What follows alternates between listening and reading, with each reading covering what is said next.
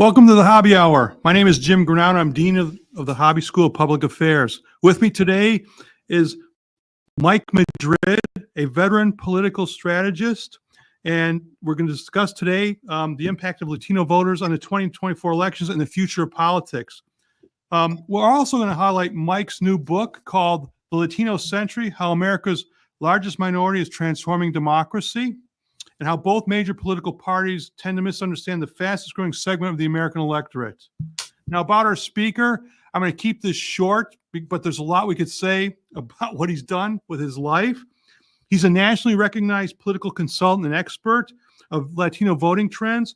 He is also a veteran senior advisor on Latino outreach strategies and communications for local and state and national political campaigns for both parties. That was also a very interesting aspect of your book. A former political enemy became someone that you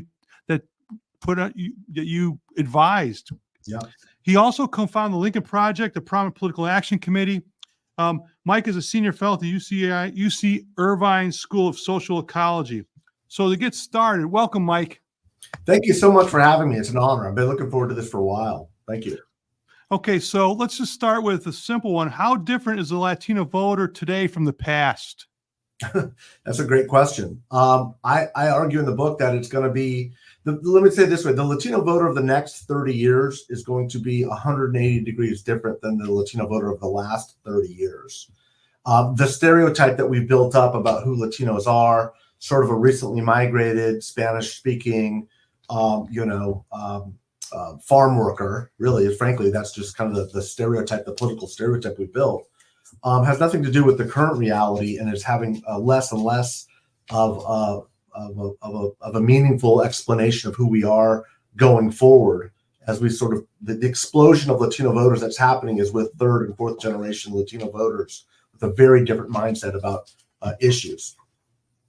But in addition, on page 18 of your book, and you were seeing this here in Texas play out, you're seeing this shift in human capital development. That is, higher graduation rates, all these things are moving away from what you just said. The stereotype is they're now in the C-suites. I mean, the new businesses that are Latino driven. I mean, the entrepreneurship, all of that. And at one point on page 18, you say by 2040, 70% of new homeowners will be Latinos. Yeah. I mean, that's just, the effect.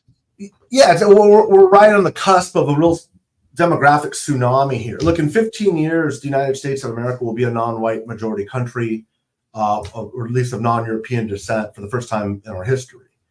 And it's driven almost entirely by Latino growth, U.S.-born growth, by the way. If you built a wall and stopped all migration today, this would still happen, because we're talking about the grandchildren and grandsons, and daughters of migrants. It's not migration; has very little to do with this anymore. It's just natural births, and so you're going to see things like a record number of Latino voters from now for the next 40 years, every presidential election cycle. The vast majority of entrants into the workforce and into schools, university systems are Latinos. And you're going to see more and more, as you just mentioned, more occupants in C-suites, academics, lawyers, physicians. We're witnessing a demographic transformation here that is unlike anything the United States has experienced before. And they're younger. In Texas, I think it was there are Anglos and whites and Hispanics, 10-year difference in median age. 10-year difference. The average age of Latinos is just under 30 years old. For non-Hispanic whites, it's about 40, which is really, it doesn't sound like a lot, but that is a massive demographic canyon. Yes, it is. Yeah, it's just extraordinary. And again, Latinos just emerged as the largest ethnic voting group, surpassing African Americans in 2020. But almost 40% of our voters are under the age of 30, and it's already the second large voting bloc. 20% of all Latinos will be voting for the first time in November. So, there's going to be a really fast transformation of all of our institutions, not just the voters where I focus on, but as you mentioned, we're really going to start seeing this in higher education, just a dramatic transformation, home buying age, entrance into the workforce, this 20 to 30 age frame, is this, child rearing age. All of these things are going to dramatically reshape our society as this bubble works its way through its life cycle. Next decade, we'll be talking about issues that impact people who are 30 and above, and all the way up until retirement. Very similar to what we saw with the boomers going through their life cycle. All right. So let's talk about your book for a second. What inspired you to write this book? Well, that's a great question, because in many ways, I was doing campaigns in the early 1990s, and the 1990s were a time of extraordinary demographic change. Also, I'm a Californian, as you mentioned in the introduction. I was in the Republican Party, which seems sort of peculiar and anomalous, this young Latino guy working in GOP politics. And at the time, there was the emergence of kind of two different strains of what was happening in the GOP. And that is, in California, there was this, with the rise of Governor Pete Wilson and famous ballot measure, Proposition 187, that was a very draconian anti-immigrant measure. These were the catalyzing moments and formative politicians in my age, in my time. And in Texas, you started to see the emergence of George W. Bush, which had a very different approach to the Latino community. And George W. Bush at the time, who becomes governor of Texas, of course, starts to win a record share of Mexican-American voters, Latino voters. And in California, we had the exact opposite. And I realized the party was going to be heading in two different directions over the course of my lifetime. The side that I think ultimately won out was the Pete Wilson side, sort of the nativist, anti-immigrant side. And that manifests in the rise of Donald Trump, a time that I have a real break with the Republican Party. I end up working with some of my old nemesis, especially the former Los Angeles mayor, Antonio Villaraigosa, whose campaign for governor I ended up running in 2018. But I learned a lot about what both parties do right and do wrong with Latino voters over 30 years of this journey. And I wanted to write it down at this moment in American history where Latinos will probably be the decisive vote going forward. And Latinos now will be the largest, the share of the Latino vote will be larger than the margin of victory in every single one of the battleground states in this presidential contest in 3 short weeks. So I wanted to put something out there in June. The book came out in June before the conventions to give the parties a better perspective of what was happening and give readers a better understanding of why this voter group is shifting so much to the right so quickly, despite what conventional wisdom would suggest it might otherwise do. So the book also contains a personal story, and it gives readers a sense of Latino culture and your family in particular. I mean, you have a chapter called "Lessons from My Nana." I mean, and it really talks about the importance of family. And so, would you like to talk about that a little bit? Yeah, and we talk about Latinos being very family centric. I think most people are, right, but there are certain cultural distinctions, and the multi-generational nature of Latinos, I think, is very important and very impactful. We see that in our homes. It's very common. A lot of nursing homes, frankly, are worried about this demographic change because it's very rare for Latinos to let their elders, go into nursing homes. It's part of this cycle of life. I was raised a lot, as were my sisters, by my grandmother, and grandparents are very often a big part of the child care equation that we focus on and look at. So the idea of splitting that multi-generational home is a very traumatic one. And it's not unique to Latino communities, Italians, the Irish, a whole lot of other immigrant groups in the past have relied on extended family networks to raise family. The whole concept of family is not necessarily with the nuclear unit. It's much more expansive understanding of family. And so when the language of our current political system talks about things like family values or traditional family structures, it really falls flat on the ears of most Latinos of any generation, because it's not the conceptualization of the way that we view family. And we do have a much more communal outlook, right, of community, of looking out for one another's families. Right. It's not really focused on the individual and individualism the way that we see in modern day society here. And so you have advice for the two parties. And so I would ask first, what pivots do you think the Democratic Party needs to make inroads this election, but in all various states like Texas and other states as well? Well, I think the biggest problem the Democrats have, and let me answer it by saying this: whichever party is able to capture the hearts and minds and ultimately the votes of a multi-ethnic working class is going to be the dominant party for the next generation. The Democrats, for the moment, have a real problem with some working class issues. A big New York Times poll came out today that is consistent with a lot of national polling, showing that even though Latinos believe that the Democratic Party, quote unquote, understands people like us, they're not confident that they can or will deliver on those issues. They haven't substantively seen their quality of life improve under the Democratic Party. But I wouldn't suggest, and I'm very explicit about this in the book, a lot of this rightward shift is happening despite Republican efforts, not because of them. In many ways, I think there's this opening for Republicans to give Democrats an alternative. They're willing to make that choice. They like the populism, the economic populism that they're hearing from the Republican Party, but that doesn't mean that they're sold on the party's brand, the party's values, the party's candidates. It means that Latinos are really, I think, disaffected from both parties, and that's harming Democrats the most for the moment because that's where most Latinos have voted for the past 25, 30 years. Would you say that, well, I've read Rui Teixeira has been talking about this for a couple years, at least a couple years, and it's kind of, it's your message as well, I believe, is that you're the working class policies, working class language, working class, I mean, talking about Green New Deals and things like that, that's not the way to go if you're going to attract this segment of this block of voters, correct? Yeah, and I'm glad you brought up Rui because Rui is a really brilliant mind. And for those that don't know, Rui wrote a book back in 2004, 2006 called The Emerging Democratic Majority with another co-author. He began the idea. Sorry, was that me? Sorry about that. He began the idea of the orthodoxy that Democrats began to embrace called that demographics is destiny. That ultimately that non-white people will vote with Democrats 70% plus of the time.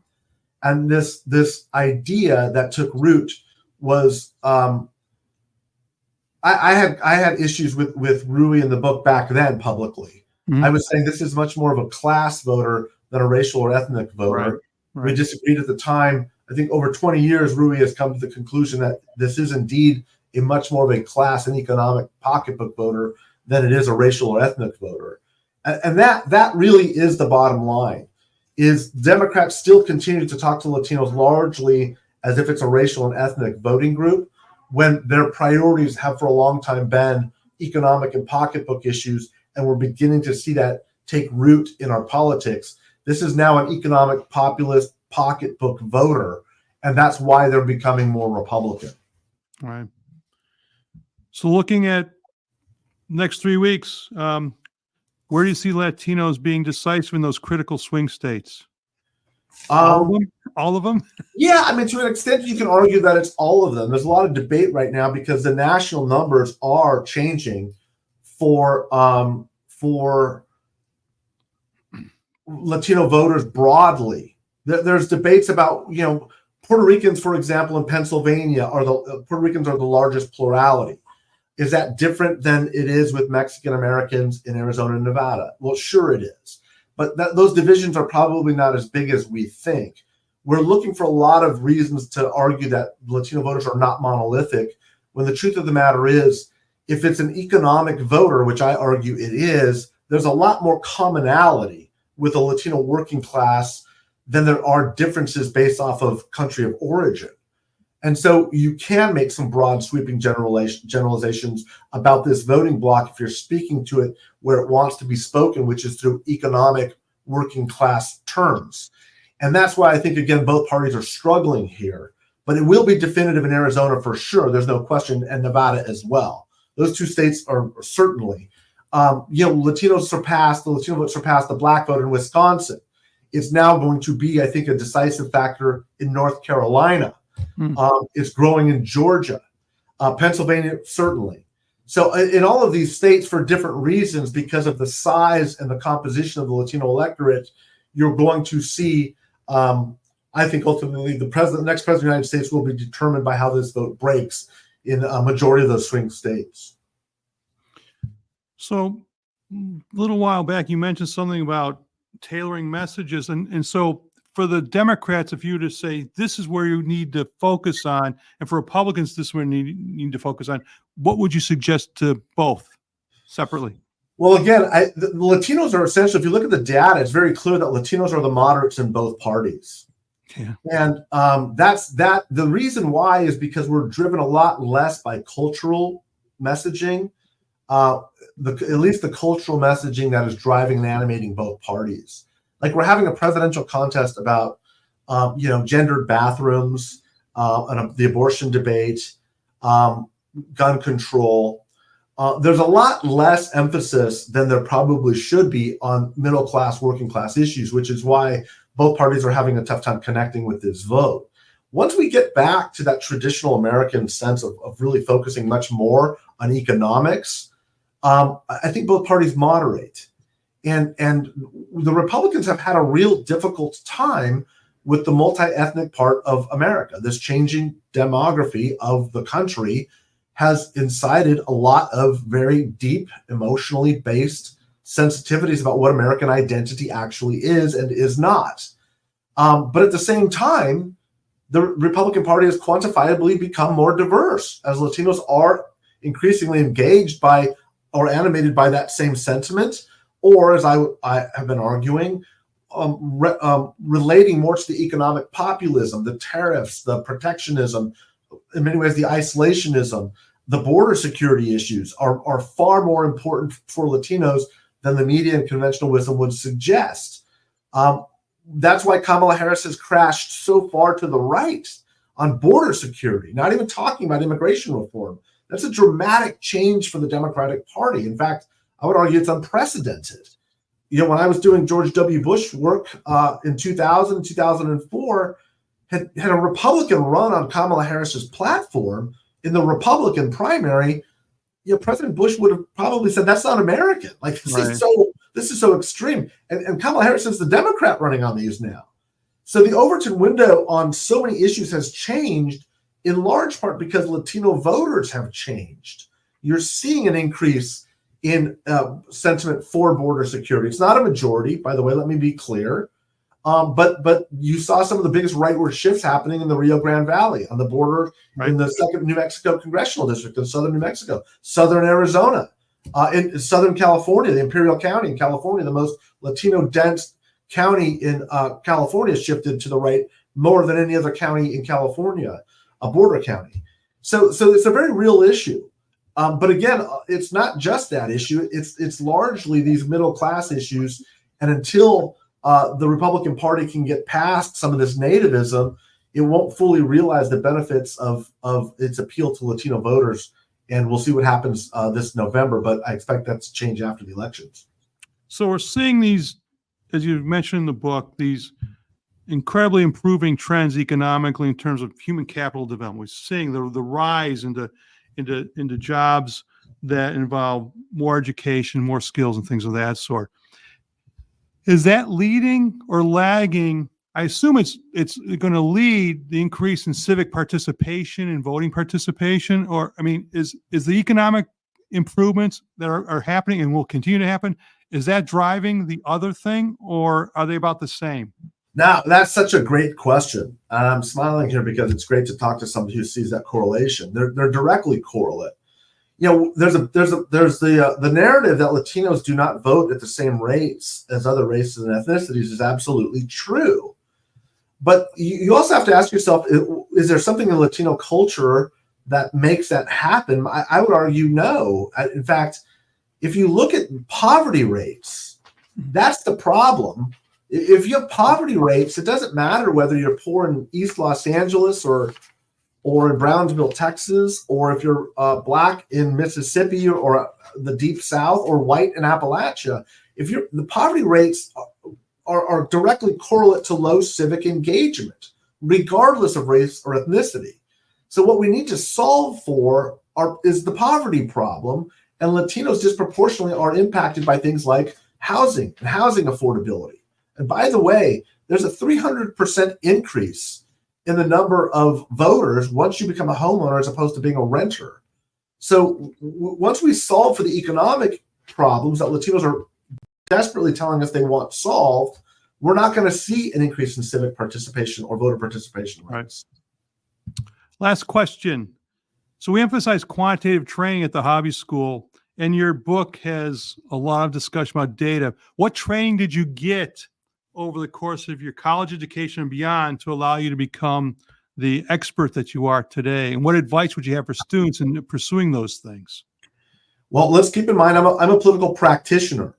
So I did not get any quantitative training. In fact, all I got was hands-on training. And there's probably nobody in American politics who's looked at more polling and understands Latino polling better than I do, because I've been looking at it for 35 years. Right. But I work with pollsters daily.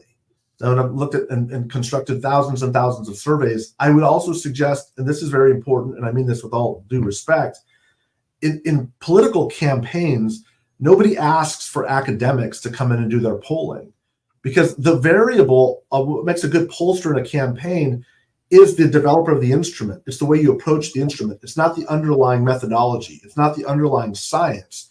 That's easily solved for. It's how you construct the approach to the interview process that makes all of the difference. And in my book, I go through this in great detail, especially with Latino voters. If you're not making specific adjustments for generational differences, language differences, and cultural components, you're not grasping what's happening. And we see that rolling out almost on a daily basis in our politics. So I would, if you want to get into political polling, I think that actually academic training is probably more of a hindrance than a help. Well, Mike, I want to thank you for your insightful comments and being our guest today. To our audience, we're grateful for your viewership. Stay tuned for more programming from the Hobby School. Find details on our website and social media platforms. And again, Mike, what a pleasure. Thank you so much. I appreciate you.